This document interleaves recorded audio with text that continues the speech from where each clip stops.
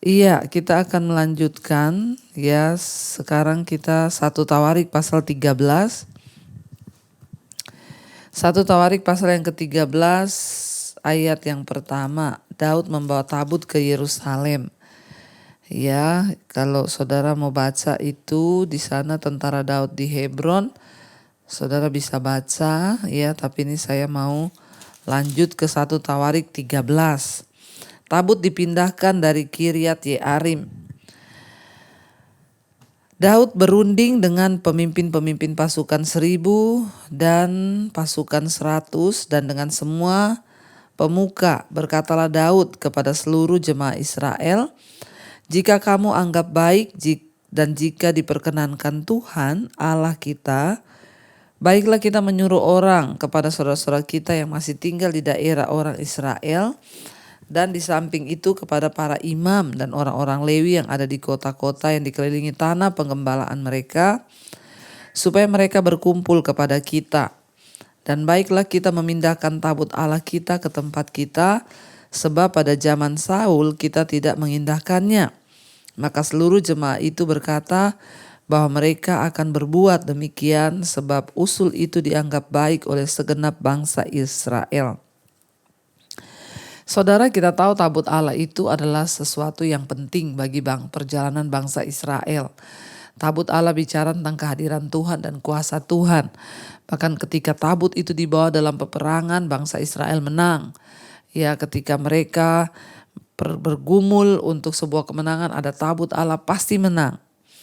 Dan sejak zaman Saul tidak mempedulikan tabut Allah itu. Dia mengabaikan tabut Allah itu sehingga tabut Allah itu terbengkalai. Nah, setelah Daud saudara itu menjadi raja, Daud berpikir untuk membawa tabut itu di tempat kediaman di mana mereka diam saat itu.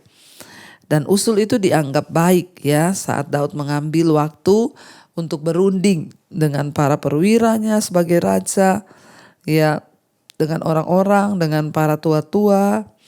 Dan dia meminta pendapat dari seluruh bangsa itu, bahkan orang-orang yang diam di kota-kota lain semua disuruh kumpul untuk mereka boleh ya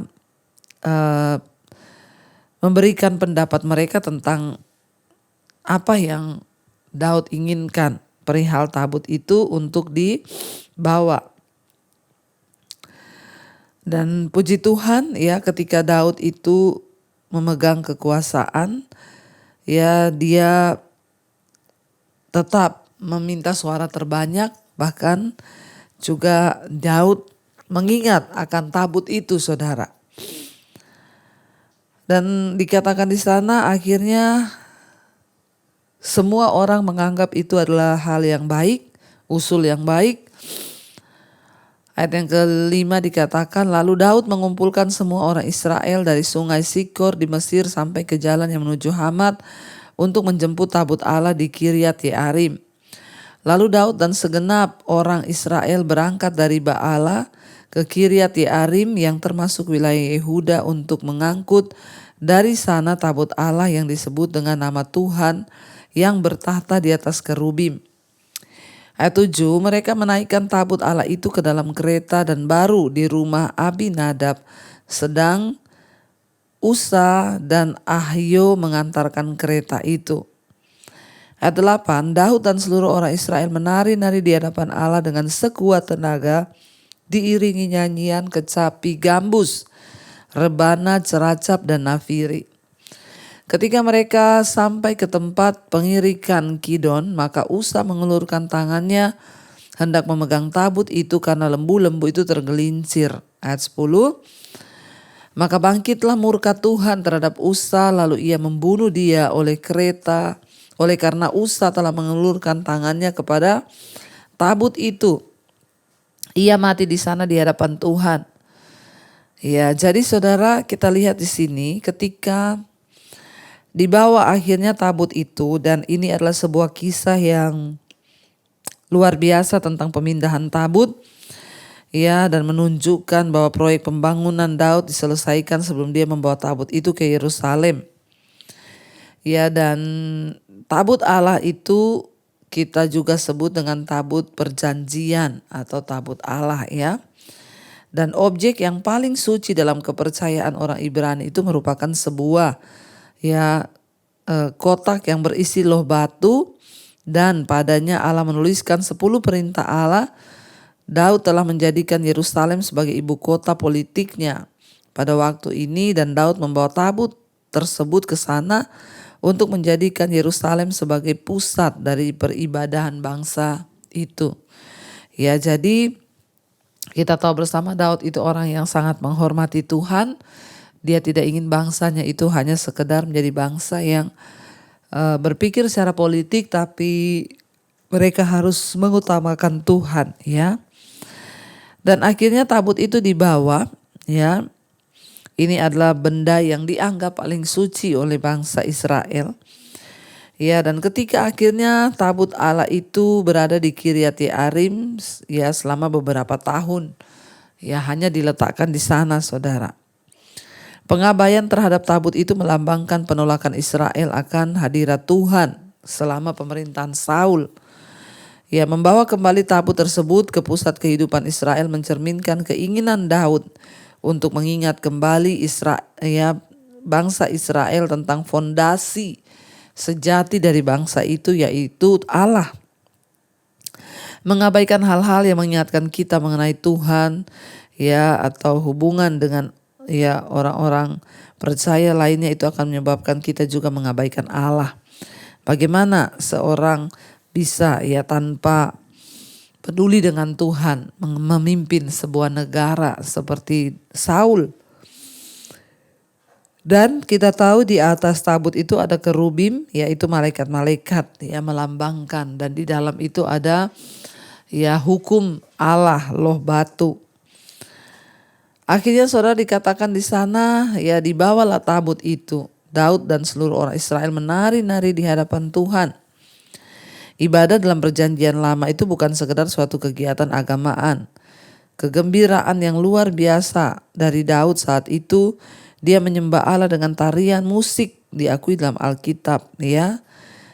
Ibadah kita seharusnya juga merefleksikan ya sesuatu yang sukacita dari dalam hati. Dan akhirnya di sana tiba-tiba ya ketika kereta yang mengangkut tabut perjanjian itu sedang berjalan, keretanya itu tergelincir, saudara. Ya. Lembu-lembu yang membawa tabut itu tergelincir, dan tabut itu hampir jatuh, lalu Usa spontan mengulurkan tangannya menyentuh tabut itu, dan akhirnya Alkitab berkata Usa mati saat itu juga. Ya, mengapa Usa mati, saudara? Dia menyentuh tabut Allah, dan itu adalah sebuah pelanggaran. Ya, dan itu berarti kematian, karena tidak boleh sembarangan menyentuh tabut Allah itu. Allah telah memberikan perintah tentang bagaimana tabut itu. Ya, dan perintah-perintah itu telah diabaikan. Mereka memindahkan tabut itu ya hanya dengan ya semangat ayo, tetapi mengabaikan aturan-aturan tentang bagaimana cara memindahkan tabut itu. Orang-orang Lewi lah yang bertanggung jawab untuk memindahkan tabut itu. Ya, dan tabut itu harus diangkut bukan pakai lembu tetapi pakai bahu manusia. Harus dipikul oleh orang, bukan lembu yang membawa. Ya, dan harus pakai kayu pengusung pada gelang-gelangnya. Tabut itu tidak pernah boleh disentuh. Membawa tabut dengan kereta itu adalah sebagai contoh ya orang Filistin. Itu mereka ketika merampas tabut itu, orang Filistin membawanya dengan menggunakan kereta. Tapi bagi orang Israel, mereka harus mengikuti apa yang Tuhan sudah tetapkan. Walaupun memang keinginan dari Daud itu tulus untuk membawa tabut, bahkan Usa juga punya satu motivasi yang tulus untuk melindungi tabut itu. Ya, tapi ya itulah, ada konsekuensi ketika melanggar aturan Tuhan.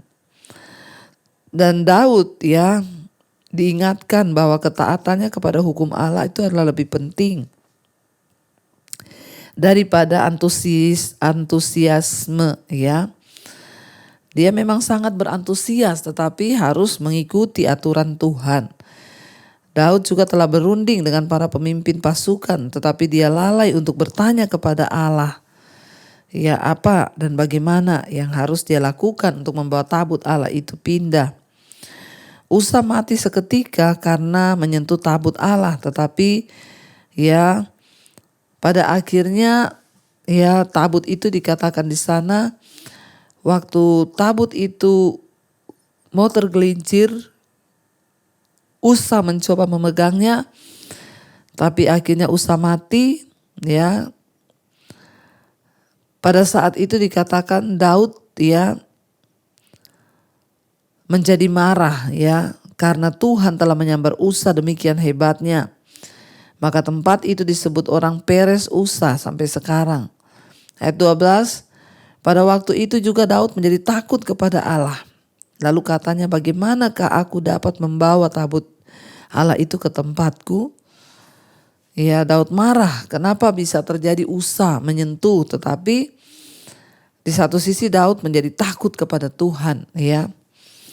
Lalu dia mulai bertanya bagaimana cara untuk membawa tabut itu. Jadi ya memang Daud bersemangat membawa tabut itu, saudara. Tapi bukan soal semangatnya saja, sebab Tuhan mau ikuti aturan, ya, ikuti tata keramanya. Daud membawa tabut itu memang semangat, tetapi ngawur. Dia nggak minta petunjuk kepada imam, kepada orang Lewi. Ya, dia mengatur semuanya sendiri dan itu tidak boleh, saudara. Karena tabut itu ternyata tidak boleh diangkut pakai kereta. Tabut itu harus dipikul oleh orang yang membawanya dan itu harus orang Lewi. Ayat 13, sebab itu Daud tidak mau memindahkan tabut itu ke tempatnya, ke kota Daud, tetapi Daud menyimpang dan membawanya ke rumah Obed-Edom, orang Gad itu. 3 bulan lamanya tabut Allah itu tinggal pada keluarga Obed-Edom di rumahnya, dan Tuhan memberkati keluarga Obed-Edom dan segala yang dipunyainya. Di sini dikatakan bahwa Usa mati seketika itu juga, saudara. Tapi Tuhan akhirnya ya memberkati rumah Obed-Edom yang ditaruh di tempat tabut itu. Ya, tabut itu disimpan di sana. Ya, dan hal ini menunjukkan bagaimana ya karakter Allah. Dia benar-benar penuh kasih dan benar-benar adil. Berkat-berkat besar datang bagi orang-orang yang menanti-nantikan perintahnya. Tetapi hukuman berat datang bagi orang yang tidak mentaati dia. Penghukuman itu bisa datang segera, ya, atau dalam waktu yang lama. Tetapi penghukuman itu pasti akan datang waktu kita tidak taat kepada Tuhan. Ya, kadang kita ini hanya fokus kepada berkat-berkat Allah, ya, yang Allah mau berikan. Sementara kita lupa bahwa kita ini orang berdosa yang belum bertobat. Ngeri benar, ya, kalau kita ini jatuh ke dalam penghukuman tangan Tuhan. Ya, tapi Obed-Edom justru sebaliknya. Dia hanya dititipi tabut itu, rumahnya diberkati oleh Tuhan. Ya, saudara, Usa punya niat yang baik untuk menjamah tabut itu supaya nggak jatuh, tapi dia malah mati.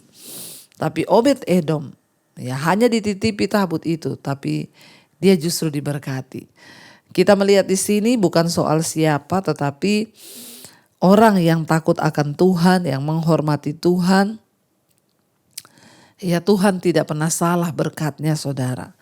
Karena itu ayat 14 dikatakan 3 bulan lamanya tabut itu tinggal pada keluarga Obed-Edom di rumahnya, dan Tuhan memberkati keluarga Obed-Edom dan segala yang dipunyainya. Karena itu mari kita belajar menjadi orang-orang yang takut kepada Tuhan, hidup menurut perintah-perintahnya, menghormati Tuhan, agar supaya kita melihat, saudara, ya, berkat campur tangan Tuhan, penyertaan Tuhan ada dalam hidup kita dan keluarga kita. Mari kita mau tundukkan kepala, kita satukan hati, kita berdoa. Terima kasih Bapa, kami bersyukur buat firman-Mu malam ini mengajarkan kepada kami untuk kami boleh sungguh-sungguh terus percaya berharap kepada Tuhan. Ajar kami menghormati Tuhan. Ketika kami sungguh-sungguh menghormati Tuhan, dalam rumah tangga kami, dalam hidup kami ada hadirat Tuhan, maka kami akan diberkati Tuhan. Tabut Allah bicara tentang kehadiran Tuhan, bicara tentang hadirat Tuhan. Kami mau mengalami seperti Obed-Edom yang diberkati karena ada hadirat Tuhan. Orang yang hidup benar pasti diberkati Tuhan. Tuhan tidak pernah salah memberi berkat-Nya. Karena itu ajar kami menjadi orang benar yang sungguh-sungguh hidup takut Tuhan dan menghormati Tuhan. Berkati Bapa semua anak-anak-Mu yang hidup dalam takut akan Tuhan. Sebaliknya setiap mereka yang berdosa yang ingin bertobat, Tuhan juga memberkati. Agar hidup kami boleh sungguh-sungguh menyenangkan hati Tuhan. Terima kasih Bapa, karena itu kami membuka hati dan tangan kami. Turunlah kiranya berkat, rahmat, anugerah dari Allah Bapa, cinta kasih Tuhan Yesus Kristus, penyertaan Allah Roh Kudus turun atas hidup kami mulai hari ini bahkan sampai kali yang kedua Tuhan Yesus datang menjemput kita semua. Nama kita tercatat dalam kitab kehidupan. Dalam nama Tuhan Yesus yang diberkati Tuhan, katakan bersama, amin, amin, amin. Ya, shalom saudara, dan Tuhan Yesus memberkati.